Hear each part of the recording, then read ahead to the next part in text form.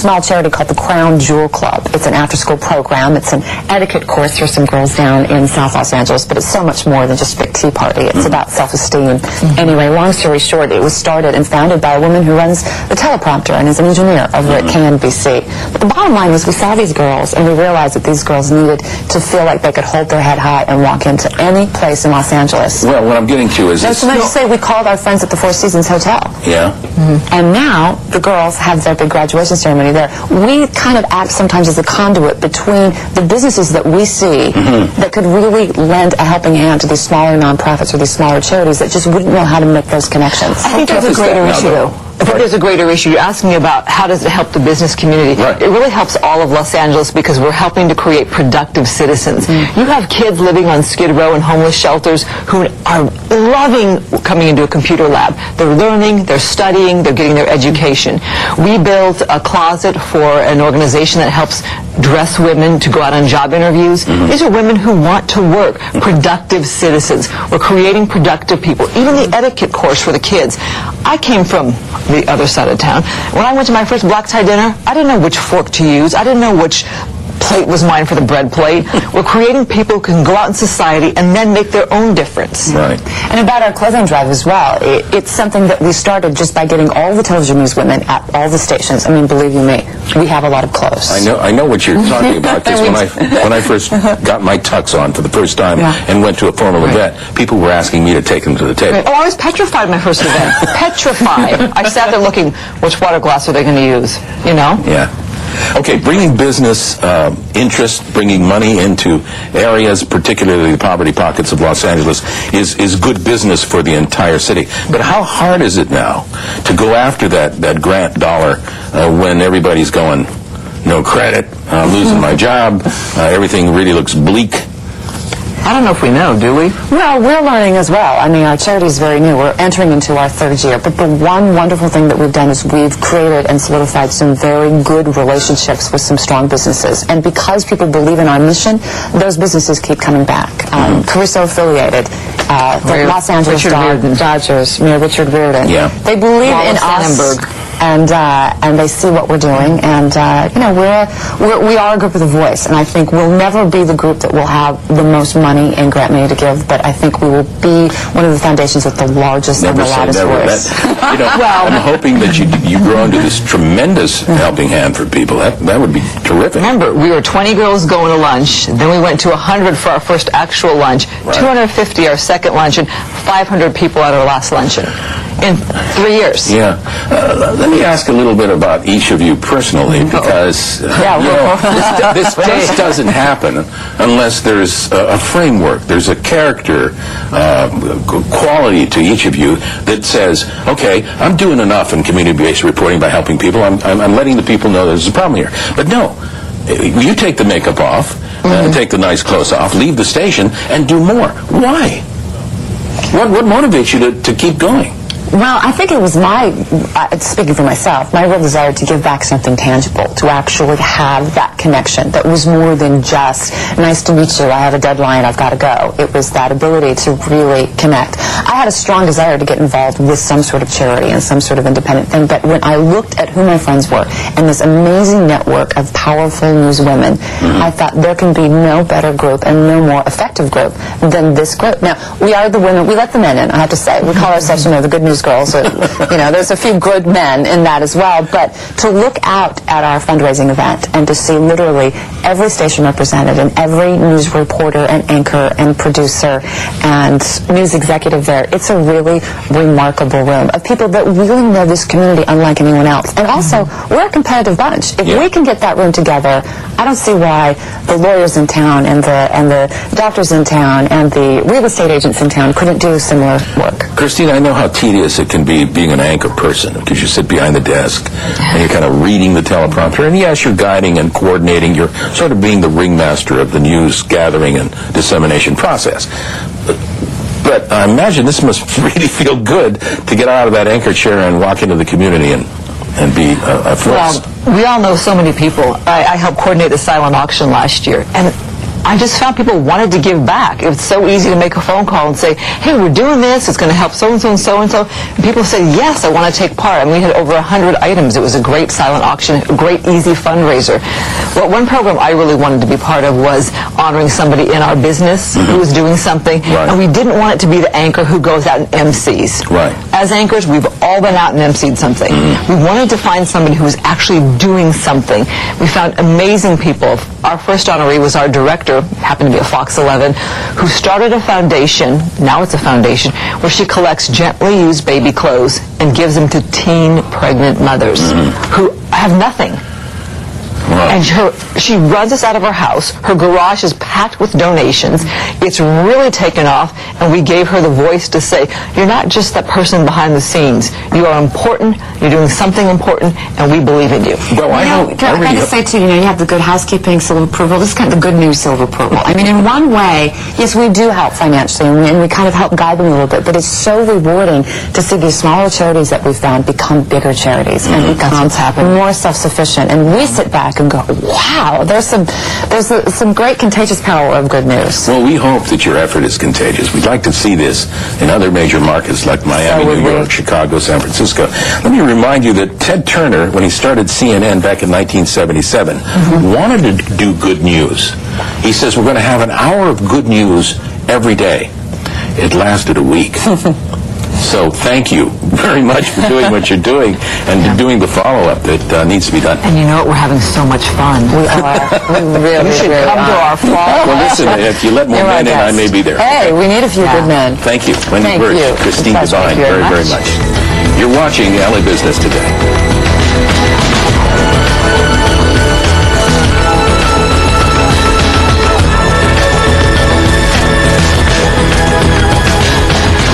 Sharon, there you go. Two TV women who leave the studio and do more than just go home. Yes, Wendy and Christine are certainly making a difference.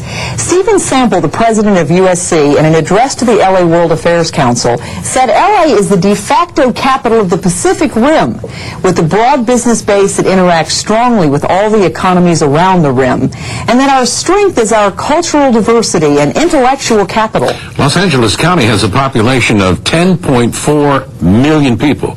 That's larger than most nations, with no other nation having the wealth of cultural diversity that we have right here in the City of Angels. If any region can lead the fight for a better economy and better business through healthier food choices and greater philanthropy, it is indeed Los Angeles. The women in our show today are part of the cultural diversity and intellectual capital that keeps us on the move. For sure. Thank you for being with us and LA Business Today. Thanks.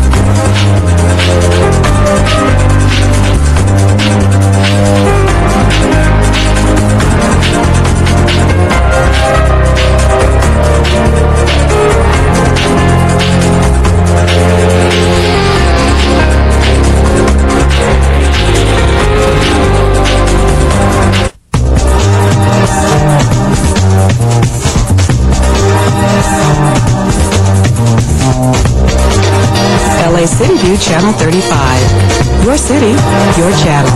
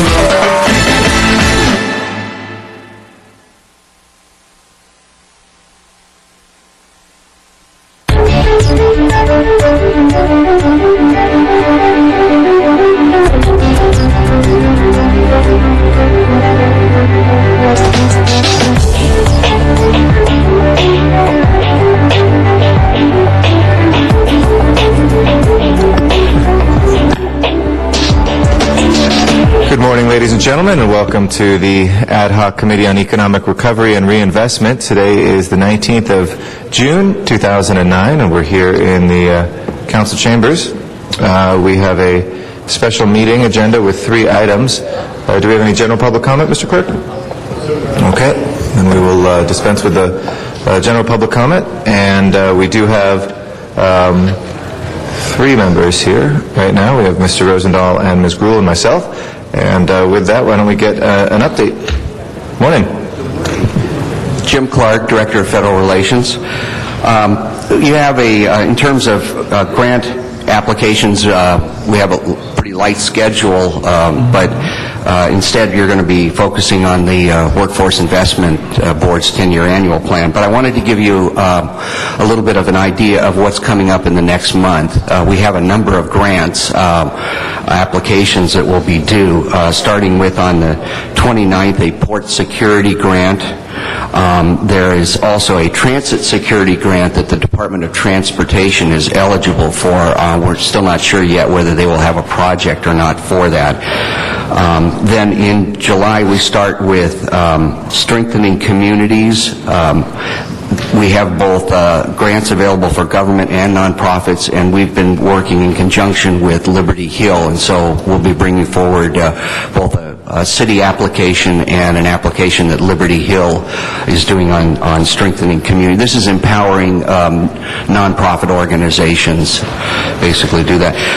An early Head Start grant, which is available to nonprofits. We're looking at a nonprofit that would do early Head Start programs at our public housing projects, and looking for that. There'll be a firefighter construction grant for building fire stations. In addition to that, there's a waste energy recovery system grant, and we will have a project for that on a terminal island recovery energy project. The neighborhood stabilization program, the competitive part of the neighborhood stabilization that we've been doing already, will be up. And lastly, there'll be a lead hazard reduction demonstration project that the city can apply for. So there'll be a number of these that you'll be, we probably won't have a lot of grants in each one of them, but we'll probably have at least one application on each of those for you to consider. In addition to that, we were trying to work with, there was funding available through the National Institute of Science and Technology and also the National Science Foundation available to academic institutions, and we were trying to work with USC about trying to use some of that money to build a marine research center down at the port. Unfortunately, each academic institution can only submit one project for each one of those funding sources, and they've identified some others, but we're still going to continue to try and pursue that, maybe either with some non-ARA funding opportunities to do that. In the next couple of weeks also, we'll be coming forward either next week or the week afterwards to make a presentation to you on a program called Economic Recovery Zones. These are basically bonding financing that's available for taxable and tax-exempt bonds, both for government projects and for private projects. And the City of Los Angeles is expected to get about $440 million worth of bonding authority for that. And it will require the council to designate certain recovery zones that would be eligible then for this financing. So we hope to have a presentation to you either next week or the week after on that. Last, I want to give you an update on the public services waiver cap under CDBG. As you may know, the mayor submitted a letter to the secretary asking for the waiver. He's also had a conversation with the secretary. Our staff in D.C. has also had some conversations with the staff at HUD, and we're arranging for a telephone conversation between Larry Frank, the deputy mayor for over public services, and Peter Kovar, the assistant secretary for intergovernmental relations. Debbie Wood in our D.C. office is at the National Community Development Association conference in San Antonio, so has had an opportunity to talk to a lot of the staff from HUD as well as other cities. Apparently, it seems as though the other cities have generally stayed within the 15% cap and are using their general fund money to supplement public services. So we've not seen a lot of other cities asking for it. The mayor's conversation with the secretary seemed to be at least open to that, so we're still waiting to hear on that. And then I understand that Ms. Grewal had some questions that arose in the T committee regarding a couple of bike path projects, and I was hoping to have somebody from DOT here. I think I can answer those questions. I don't know if you want me to answer them now or take them up at the... You're well prepared. They did brief you on that. I did have a question about that and about some applications that they put forward. We had a meeting on Wednesday, particularly to deal with bicycle issues and whether or not we'd applied for some of the stimulus funds for the bike paths. Or not only bike paths, but things for on our roadways and so forth. Would you like me to answer those now? Yes. As I understand, there are two projects that you were interested in. One is called LA River Bike Path Phase 1C, which is a $5 million project, of which we were asking for about $3 million in federal funding. That's a project actually that is already underway in construction with and it has some funding, though there is a shortfall available to it. The other is the San Fernando Road Phase 3B construction, bike path construction, which is a $10 million project altogether. That project was not scheduled to begin until July of 2010. So that project was never submitted because it was outside the shovel-ready time frame that we were looking at.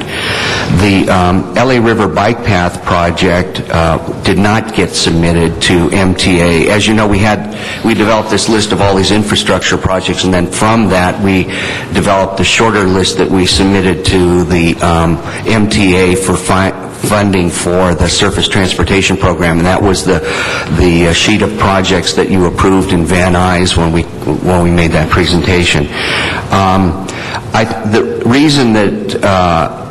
The reason that we did not submit those, though we did submit two other bike path projects, was one that it was already receiving some federal funding, and we were unsure as to whether there was supposed to be a mixing of funding. And the second thing was that at that point we were a little unclear, particularly because it was devoted to the LA River and it wasn't along necessarily an arterial, as to whether or not that qualified. As you know, they were excluding funding for things like parks and other things like that. So what did get funded under ARA are two bridges that are part of the bike path that are in the funding for that. In addition to that, we put in a request for the safety loo reauthorization for a portion of the LA River Bike Path in Congressman Sherman's district, which is about a $9.7 million project, of which we were asking for about $7 million. And he had specifically requested a bike path project in his district. So that one was already right. So yes, but I'm told by DOT that both of these projects, LA River Bike Path Phase 1C and San Fernando Road, are moving ahead, and they are scalable projects so that they can move forward, but we will also try to look to see if we can secure some funding from. I think the interest that we had was not to forget about bikeways as we're going forward for some of the economic stimulus packages, and as we're doing our bicycle plan in the city of Los Angeles, there are a number of bicycle projects that we think should be in that category and can quickly be up and running. Maybe not those initials on the 90-day, but as we're moving forward on some of these items, the eligibility for that to increase, to put it on your radar screen, that we see that as an important part of our ability to fund some of those programs. Well, thank you again for calling that, and we will follow to make sure we'll look for opportunities for this. I just noticed that the governor announced that some of the surface transportation program funding that the state had received, that there was $25 million of extra money because the bids that they went out to for construction actually came in lower, and so there's more money available. The question we're trying to find out is whether the state's going to hold on to that $25 million or reallocate some of that back to local jurisdictions, and if so, these are the kind of projects that we could put forward to that. Thank you. Mr. Rosenthal? Just dovetail on what Ms. Gruhl said. We had a 3-hour meeting with all the biking community in transportation on Wednesday, and there's a tremendous amount of frustration about how long it's taken for our great city to put together a viable bike plan. They started in 1996-97 with a plan, and it just sputters and kind of goes rather slowly along. We're living in an age where we talk about everything needs to be climate sensitive and green and healthy and all that good stuff, and yet it just doesn't seem to happen. So what Ms. Gruhl was just saying, I think we need to develop a more proactive stance of coming up with bike plans. For instance, I think what Brad Sherman did was terrific. I think we should bang on the doors of the other members of the House of Representatives that reflect into our great city and get them to assist us as well with specific projects, because if we could cobble together these things, we could actually create a bike plan for the city where people would be very excited about. And it's certainly a lot cheaper and the subway to the sea and to the light rails and all these other great projects we care about, which are important too. But that's the car infrastructure, and the culture of the bicycle is not respected enough. So I urge you to move as aggressively as you can, and working with the congressional offices to, for instance, in my district, I know that both Henry Waxman and Jane Harmon, and to some degree Maxine Waters are in my district, would love more support for the bike paths in our district, but I just don't think they're aware of that. Okay. I'd like to go back to your initial comment earlier on in your presentation here, where you mentioned something about a transportation project. That was your second comment, but it wasn't clear yet. What were you talking about there? This is a transit security grant? Was that what you're... the department... The second presentation was something to do with transportation and DOT and... Your second comment this morning. I don't remember. That's okay. It perked my ears because it was transportation related, and you said it wasn't too clear yet what we needed to do, but there was some money available. Well, maybe you can get back to me on that. Okay. Good morning. Good morning to the CAO's office. I'll give you an overview of sort of the project management aspects of the project. You'll see as part of your packet that we have a new and revised one-pager, as we're calling it, and we've made some modifications to that to hopefully address the number of questions that have arisen in this committee as to information. Specifically, we've looked at obtaining information to help geocode the projects so that we can identify where funds are going geographically. And we've also included additional information on jobs created, jobs retained, but also whether they're private sector jobs or public sector jobs, and we've tried to differentiate between those two. We have information included on the revised form as well that talks about match requirements and front funding or reimbursement funding, on funding being on a reimbursement basis. And we've added additional information that expands the type of account information that we're collecting from the proposing departments. So hopefully that will be, that form, when you begin to see it, I think next week or so, will address some of the issues that have arisen in this committee. As well, since our last meeting of last Friday, we have not submitted any grant applications for the city.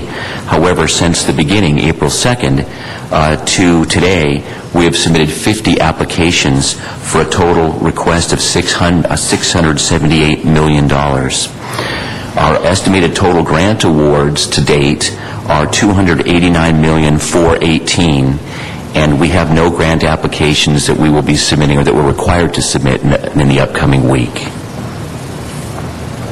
Okay.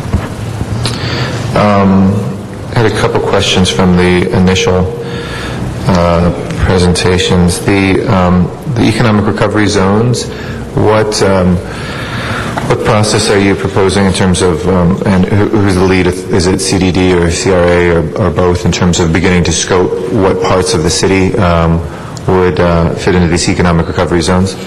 There is a group that's been assembled as out of the working group that involves both CDD and CRA, and also the CAO's office as well too, in defining there's certain requirements as to what qualifies for a recovery zone in terms of unemployment and income levels and things like that they're doing. So they're doing overlays of foreclosure information, unemployment information, income level, and whatever to ascertain the areas that would be. And then what the idea is to come before you and present that plan to you and have you approve those zones. And once those are then approved, then we can go forward with looking at projects, both government projects and private activities that would qualify for bonding under this.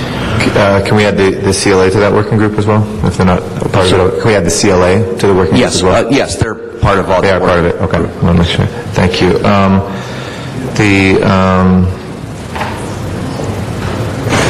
Sorry, I think there was one other question. Oh, the empowering nonprofits piece. How big of an application are we looking at for that? I'm sorry. The empowering nonprofits, the strengthening communities grant. You know. Can I get that? Sure. I'll get that back to you before the end of the meeting. Okay. Great. Yeah. Thank you. except maybe Robert is here. Robert Sines? Robert's over there, so. Mr. Sines? Robert, do you remember offhand how much the strengthening communities that we're doing along with Liberty Hill, how much each? One's for $1 million, the one's $2 million. Okay with that. Ours is $1 million? The Liberty Hill. Liberty Hill's $1 million, ours is $250,000. There's two parts to it. So a government part and a nonprofit part. All right. Any other questions, colleagues, on the overall piece? If not, let's go to number 2. Thank you. Thank you. We do have one speaker card. Why don't we take that at the outset? Marvin Martinez, if you'd like to come forward to the podium.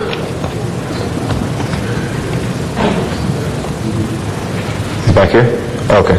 We'll go ahead. We'll get him in. Why don't you start, and then we'll CDD. We're on number 2.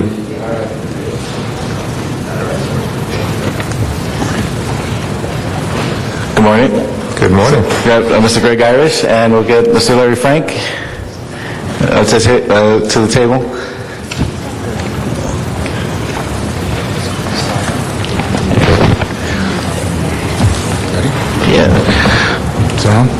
So Mr. Irish is going to kick it off for us with a little presentation, and Marvin Martinez here from the Community College District. We thought it would be good. We had a number of questions about the community college involvement with our efforts, and we do now have them very integrated into our overall workforce development system. So he would like to spend a few minutes speaking about that. Sure. And just by way of background for anybody listening at home, we're talking about the Workforce Investment Board, which is our traditional job training dollars. And in this economic downturn, I think these job training dollars are the most direct and most important funds we probably are looking at, period. It gives us some flexibility of where we want to focus these dollars, what sectors, making it both something that can serve people who are out of work and those who are looking to switch work, as well as youth employment as well. So thank you for being here, and I'll kick it over to you, Mr. Irish. Thank you, Mr. Chair. You stole my spiel, actually. I didn't know if it was going to happen, so I just want to make sure. I'm Greg Irish. I'm representing the Workforce Investment Board, which consists of 51 appointees, the majority of which are private sector employers. It also includes representatives of higher ed in terms of the community college system, LAUSD, organized labor, and of course community-based organizations. I needn't tell you what's going on with the local economy. It reflects what's going on nationally. We have unemployment that has not been at this level in, 15, 20 years. In March, I think, and April, our unemployment rate exceeded 10%. As a matter of fact, in April, it was 11.9%. There are over 200,000 Angelinos out of work currently. What you have before you today is a plan that will address some of those issues. And it's not business as usual. The plan, of course, supports our system using both a combination of Formula Workforce Investment Act funds as well as ARA funds, or stimulus dollars, to the tune of maybe $90 million of expenditures. But a lot of that money is dedicated to supporting our system to deliver workforce development services, a myriad of services to help get people back to work. There's also a portion of those funds that are stimulus dollars that are going to be competed. We're going to do some innovative things in terms of focusing on sectors. And Robert can elaborate on the specifics of the plan. Good morning, Robert Sines, Assistant General Manager, CDD. This is the first time that we actually talk about workforce investment in the last 4 to 5 years that actually had an infusion of dollars, and the infusion is significant. Our formula allocation this year is $44.3 million. At our zenith, we were probably close to $70 million within the city's system of WIA allocation, and every year the federal government allocation has been reduced. We had to reduce our services, really had to reprioritize our system, and actually led to some very good things, I do believe, and not having the resources caused us to actually reach out and have the partnerships with our community college district, our LA Unified, and other community providers. But it really did take a toll about what we can do, specifically on the sector training. We actually always made an investment, but it really wasn't a significant investment. With the temporary infusion of $41.3 million of WIA dollars, under the ARA Act, we're actually going to put a significant and actually a vast majority of dollars to be focused on subsidized employment and to training. We're going to have at least $1 million or close to $1 million in carry-in from the previous year as well, which is incorporated into the plan.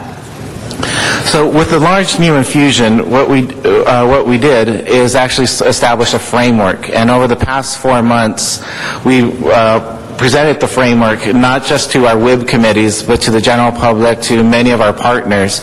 And we have youth allocation and we have adult allocation.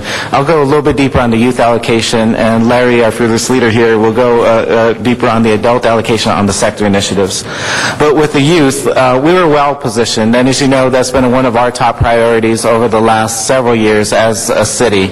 From our mayor to our council leaders to our departmental leaders, we have focused on young people and training young people to go to work, and in particular the out-of-school youth has been a particular focus. We were ready to go. We were one of the first ones in the nation to actually start our summer youth program. There was $1.2 billion that was allocated under ARA nationally for youth, which allowed us to establish a summer youth program. We were able to have the dollars allocated to us May 1st. By May 3rd, we were on our way of putting 1,250 young people to work. And one of the populations that's been severely hit by the economic recession or depression has been young people entering the workforce. And it's impacted the college graduates, as we heard a lot about, but it's particularly impacted the high school graduates who have to go to work and are not going to college and not in the armed forces. That particular population in some parts of our city, which traditionally has had 35-40% unemployment, is now topped at 50 to 60%, and that's a phenomenon that's happening nationally. So 1,250 people put to work. We had a major celebration right here on the steps of City Hall celebrating that, fully subscribed as we speak today. In addition, we're putting $8.6 million starting July 1 for an additional 4,300 young people being served directly from ARA. We augmented our service providers by $4.7 million, and we have 13 service providers that cover throughout the city, really focused on the low-income individuals. These are all income-qualified individuals, $4.7 million. One of the new programs that we are establishing is a specific focus on the 21 to 24-year-olds within the city who are not in school and not in work, and generally are the folks that cause social costs to us as a city. We're going to have 1,000 young people that we're going to reach deep into, and we do ask your assistance in establishing this program. We're going to reach out to the faith-based community, we're going to reach out to our community partners, and really try to connect these young people back into positive activities. We're going to use the jobs as the hook, but right after that, we're going to provide $2 million in our adult allocation to provide a year worth of year-round services, additional services. And that's what's going to take for a young person that has been out of really the economy for probably many years. These are kids that dropped out at 15, 16 years old. We really want to be able to reach that. And so that's where our youth is going. All of these are in terms of performance allocations. We had the GAO already in our office. We have EDD that we report to, as well as the Department of Labor, and they're all subject to WI performance outcomes. And with that, I'd like to turn it over to Larry to talk about the adult strategies. Good morning, council members. I would like to underline the courage that CDD is showing with this 1,000 out of school, out of work, 21 to 24-year-olds. This is really deep and profound work. These are not the folks that almost graduate. These are the folks that are dropping out in 8th and 9th grade. These are the folks we need to develop a comprehensive strategy. I think our faith-based strategy that will accompany it will be really a critical part of the commitment going forward, but it's a $4 million commitment that we as a city are making to the hardest to serve and the folks most in need. So I think I want to compliment them for the courage they're taking to do that. So what I'd like to do is show you, I passed out the 8.5 by 14. Hopefully you all have it. This is the holy grail of all workforce providers in the city because it kind of clarifies where the RFPs are coming and what the categories are. And so I just walk you through briefly the 8.5 by 14 piece of paper.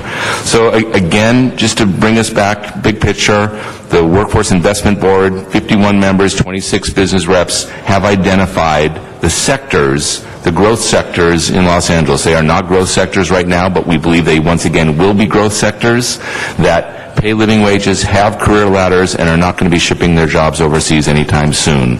And those are healthcare, logistics/transportation, hospitality, utilities that has a green tinge to it, construction, which can have a green tinge to it, and security, and then traditionally we've also looked at financial services, entertainment, and the public sector, which is the largest employers in the region. And so with those as our focus, it kind of mirrors a lot of the economic development activity that we've been attempting in the city as well. I'm going to go through what the strategies are that are how we're using the adult and dislocated worker dollars. So strategy number one, it talks about over $3 million that's actually going to go by formula to our existing WorkSource centers.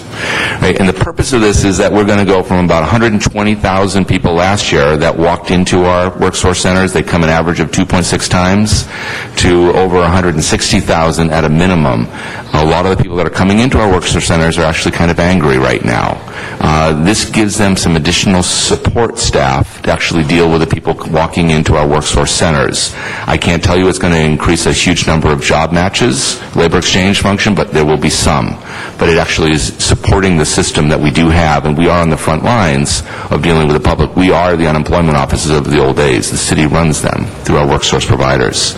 The second is we're going to put $4 million into our vocational training bridge programs to serve 1,000 people. Again, these are folks that as we try to get them into the construction careers, they aren't able to pass, the algebra exam on the apprenticeship test. They don't have the 2 years of high school algebra or 1 year of college algebra. So these are bridge programs to create a cadre of 1,000 folks that we believe we will be able to bring into the different types of opportunities, be they training or jobs in the region. But we're going to develop that cadre of folks in partnership with the Community College District, who's here with us today.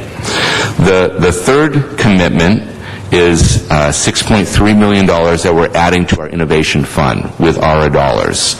So what it does is it allows us to continue to fund. We've gone from one training program, which Councilman Eric Garcetti, leading HCD, actually developed with the healthcare career ladders. We now have 11 training programs that we actually fund as a city, and we'll be able to bring additional dollars to those training funds.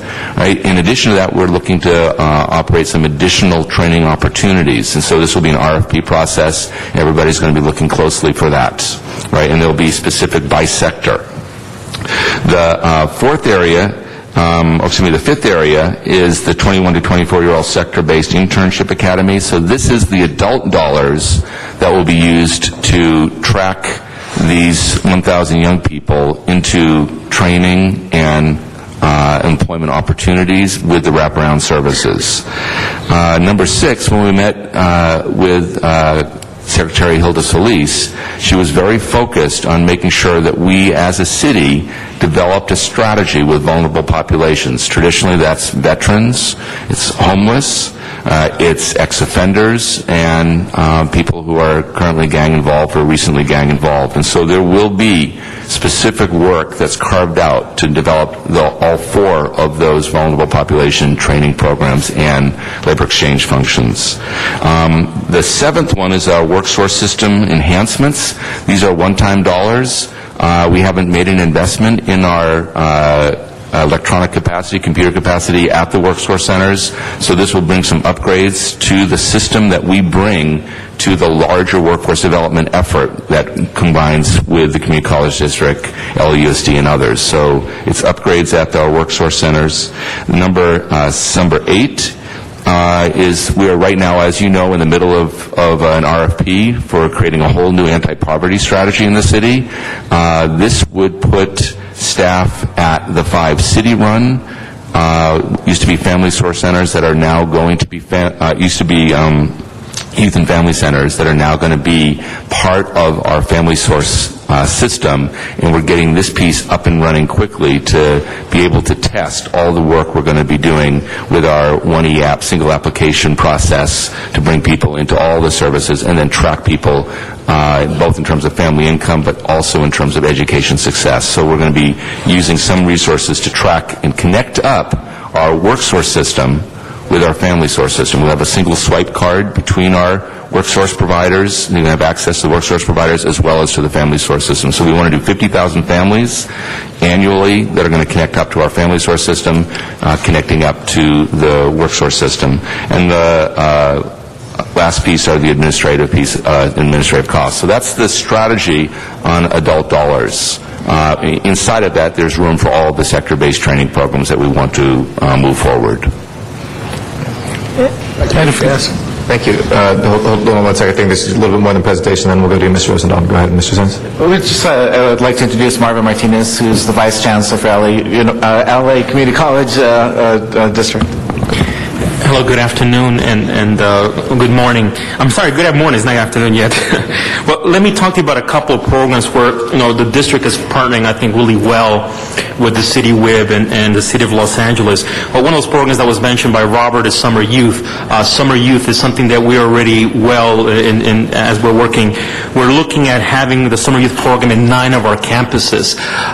So we're very excited about that. We're serving a total of 1,000 students throughout our campuses. As you could imagine, the number of students who have come to us has been tremendous. It's been enormous. We obviously don't have enough slots to serve everybody, but nevertheless, we're excited about doing that. We're looking at a number of career paths to put students in, from teacher preparation to video gaming to transportation to the green sector.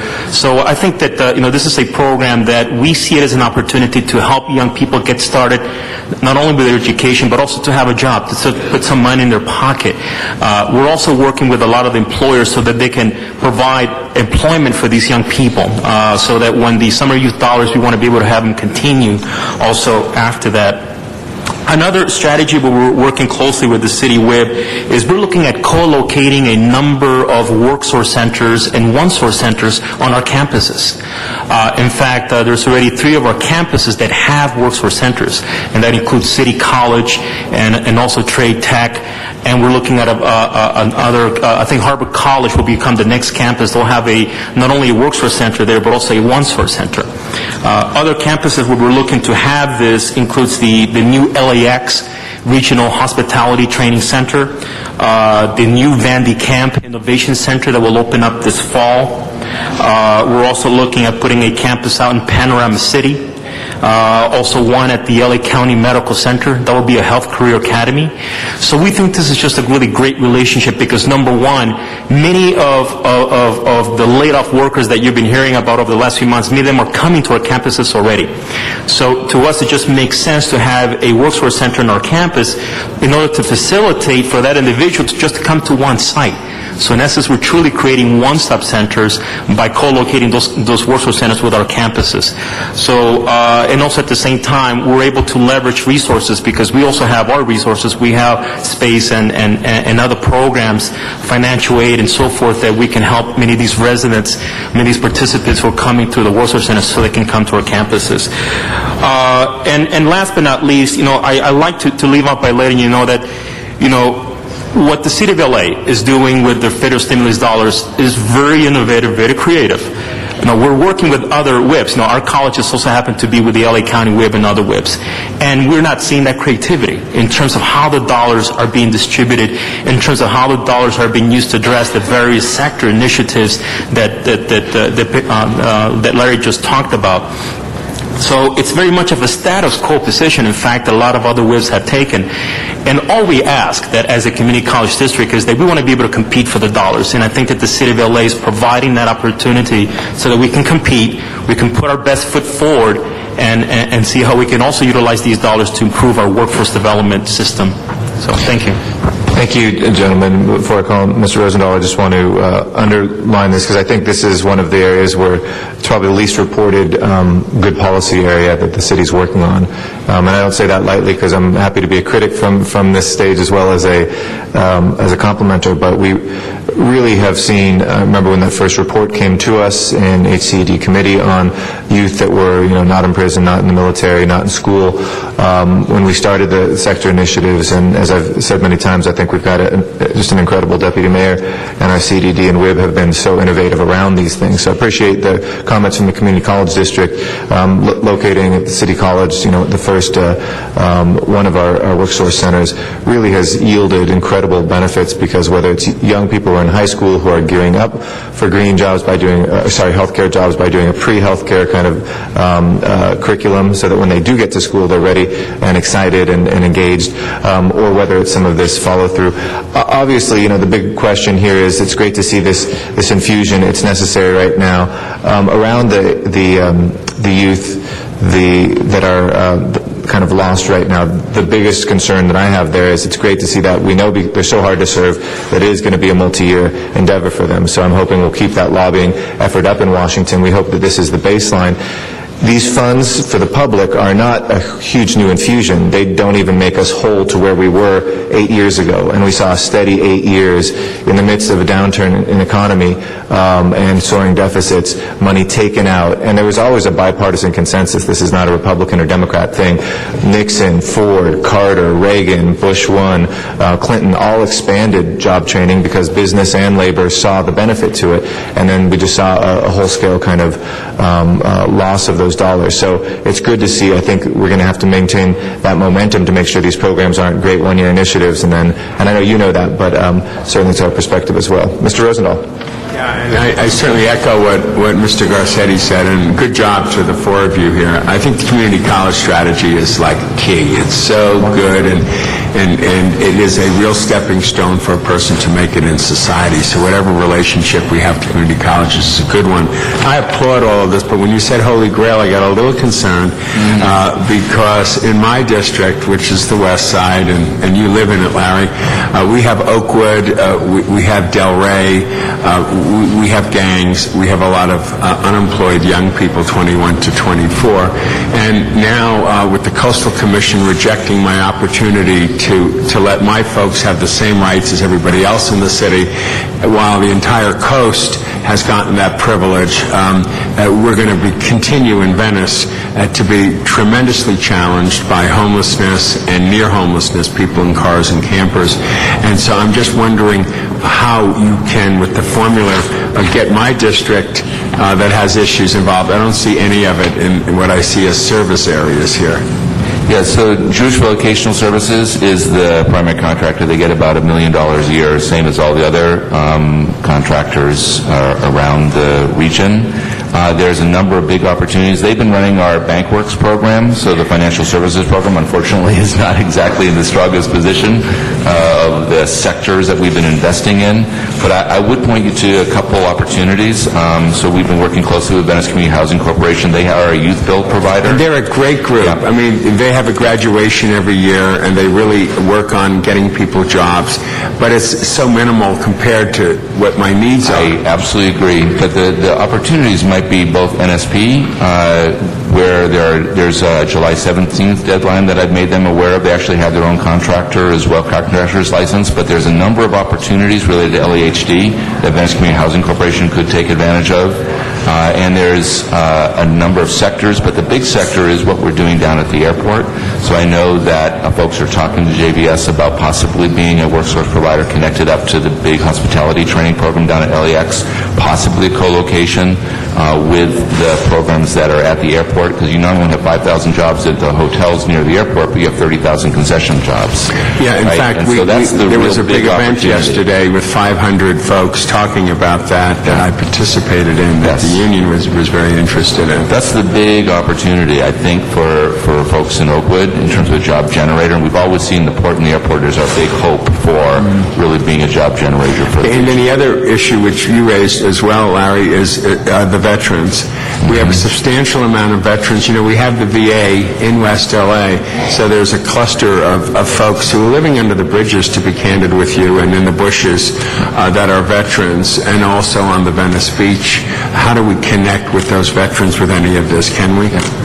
So they are specifically going to be called out as a target population, as a vulnerable population. They will be getting resources. JBS will be getting resources. But the other big opportunity is get in touch with Volunteers of America. They have a contract to be doing a whole lot of programming at the old Veterans Grounds on the west side. And there's a number of programs that are moving in right now, as well as housing programs on that site, which are going to be probably not easy for you to deal with, but it's a huge piece of work moving forward at the Veterans Grounds on that front, both job training and housing. Please. Also, Councilor, as you know, we're using our bond to build this new LAX Tourism and Hospitality Regional Center, right across from the airport. Right. 75,000 square foot facility. So, the training actually, we're not waiting for the facility to be completed. The training is occurring as we speak. So there's classes being offered this first summer session, which begins Monday for many of the workers, or anyone who also wants to get into these types of jobs. And also beginning in the fall, we'll have even more courses. So we're working also with the unions in the area in order to get prepared for those jobs. We're also on communication with JW Marriott downtown LA, I think also the W Hotel in Hollywood, because they'll also be going to have new jobs, which is great. There hasn't been too many new jobs lately, but they will have new jobs available. So we are working closely, and we are not waiting to the facility to be developed. But just for your information, we are breaking ground on this facility this fall. Very good. The facility will be done in 12 months. That's beautiful to hear that, because we will have it ready. There's tremendous need for that. And the Vera Davis Center, if I could ask you this, a lot of young people hang out there around the edges of it, and I have had a lot of people come up to me in the last few weeks looking for jobs. Do you have a job? Do you have a job? Can I find a job?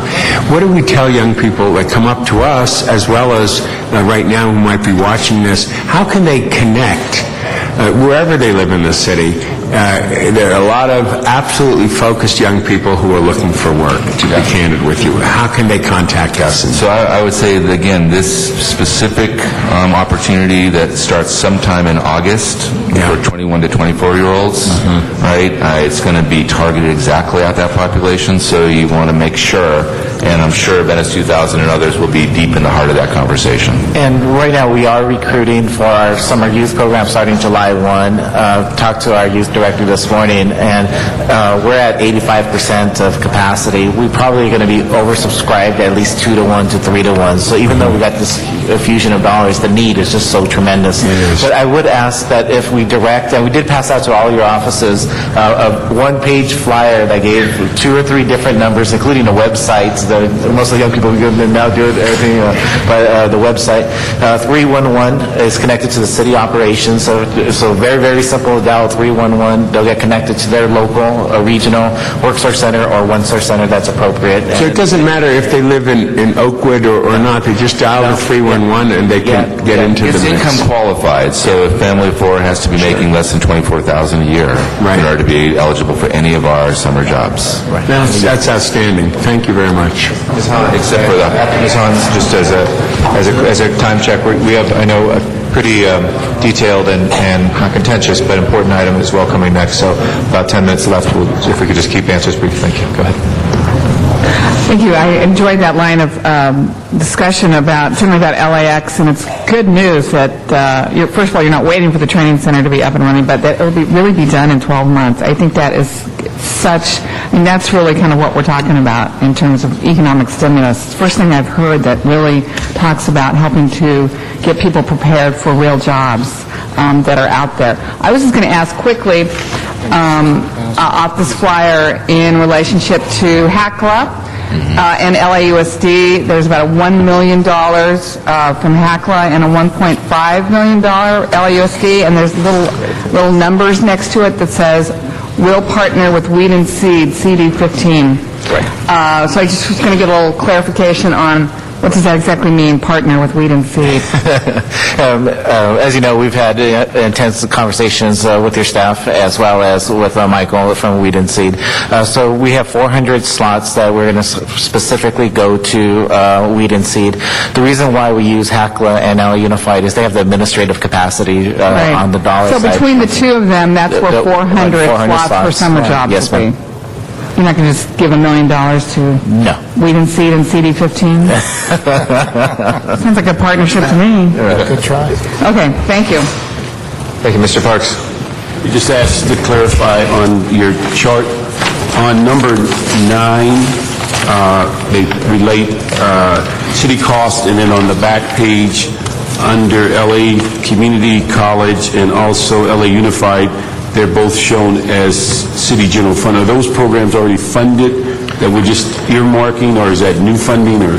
Yes, sir. They were funded in the general fund. Okay, so I mean, this is, because I see one of them is the Learn and Earn. That's correct. Okay, now what is the one for community college that has already been funded? So that was our pilot last year. It's the LA Scholars Program. Scholars. So this is a specifically focused on high school. This is the one program we actually have for the so-called good kids, the high school graduates. Okay. And so what they do is they get 6 units in a community college. So we have cohorts in all 9 campuses. Some of the money is 120 in each of the campuses.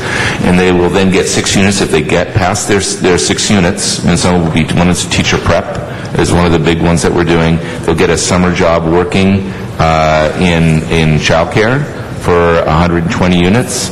And if they are successful, good to get recommendation, they actually get a half-time job at LAUSD running an after-school program, which is a summer bridge program for kids to be able to continue on in community college after, starting in September.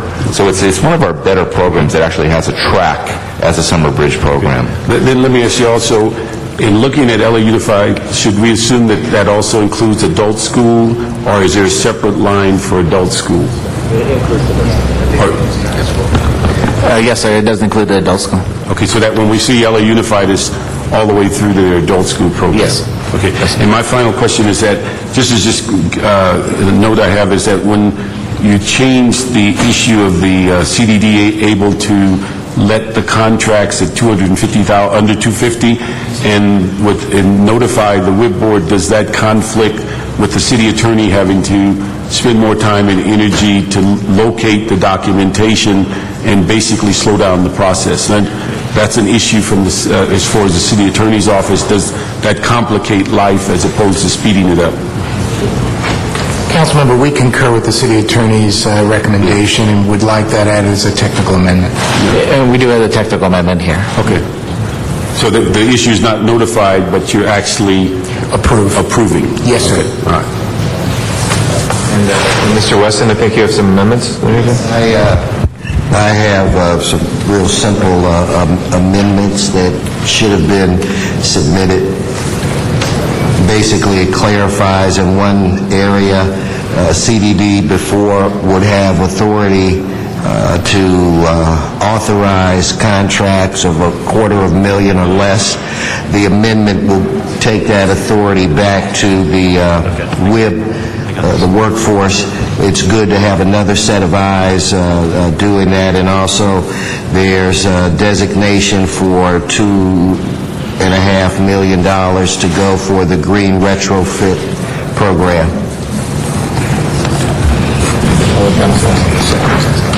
Any feedback? I think that's a friendly amendment. It'll be part of our sector strategy. Yeah. I think that'd be we fine. don't object to that. All right. They're good. They are very good. They come from Mr. Herb Weston, so they're good. They got to be good. Yeah. All right. Any other questions? Colleagues? If not, okay, we'll move approval. I have one other technical amendment with the control instructions for CAO. She just reminded me. The CAO technical amendments. Can we get the CAO's eyes on those? So we can, not that we don't trust you. Laura Taylor from the CEO's office. We had to make a technical correction to establish a new fund for our funds. The initial technical corrections deposited the funds in the WARE fund, but we need to establish a new fund for the. So these come from you? Yes. All right. Anybody? Any questions on the amendments? If not, we'll accept those as friendly. Thank you. Committee members, John White, City Clerk.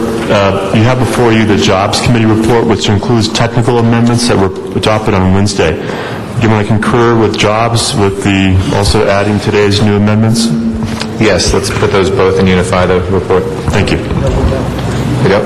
We do not. Well, can we have the CAO come forward to report what the... This will supersede. Yes. Yes. So their changes are in conflict with these changes, or were they separate sorts of changes? This actually restores the original CAO language and adds a clarification component. So this will supersede the Jobs Committee. What were the amendments that the Jobs Committee made? Ms. Ruff? Were they of a technical nature, or were they of... Yes, essentially, Jobs Committee changed items 11, I and L in the CAO report. They changed the last word, which was approval to notification. So this amendment restores the CAO recommendations to approval. Okay. All right. Go ahead and move that these ones, so we will not, it will supersede the Jobs Committee report. Okay? Thank you. All right, colleagues, we have about 3 minutes before council is supposed to start. We do have a placeholder for item 3 on Tuesday. Maybe what we could do is go straight to some questions from committee. We don't need the presentation, but if we could have staff come forward, we can do the larger presentation in committee on Tuesday, but I think there's a little bit of research and some questions to answer between now and then. So, Ms. Gruhl, do you want to start out on that front? Well, Mr. Chair, Mr. Wesson? Before we get started, can I say that on this item, we also have an amendment that is directing the CAO and the CLA to report back in 40 days to give us an assessment of the level of services that we provide to males who are victims of domestic violence.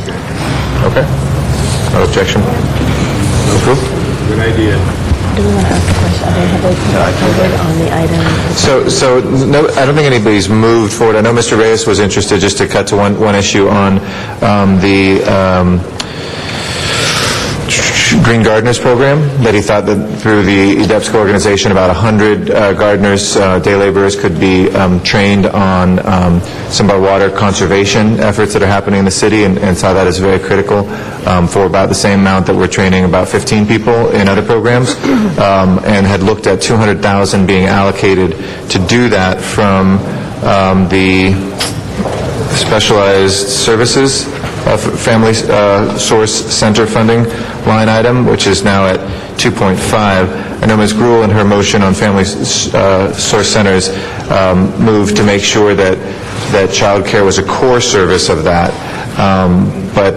and this was potentially an area to go for additional child care services, as I understand as well. So there might be the room to do that there for Mr. Reyes' initiative, but I know Ms. Gruhl wanted to clarify, I think, that. So we could move that, or we can have the questions answered and then make the motion, on Tuesday if the questions are answered. Respond? Yeah. Actually, we would prefer that you would reduce line item H by the 200,000 versus the specialized services. We would like Which one? Which one is H? And that's the subsidized employment at the family development networks. And that would be about 15 individuals that we're going to do subsidized hiring rather than the specialized services. We would like to keep that for additional child care services. Yeah. So maybe I think we're going to have some discussion, because that's different than what had been proposed before. And I think the question being asked was if you'd gone with the other recommendation, how that would impact. And maybe that's why you're changing your position, is because not position, but recommendation on that item, because I think we want to make sure there's enough money available in that other category if they're not eligible or figure out on the core services to ensure those child care centers that have been in the past eligible to apply for those dollars. Yeah, so H does a better reduction. Okay. I know there's some objection to that from certain council members as well on H, so I think what we'll do is we'll ask CDD to meet with council offices to see, just while we're here in the last minute, and then I know Ms. Rosendahl has a question as well. The specialized services line item, what's the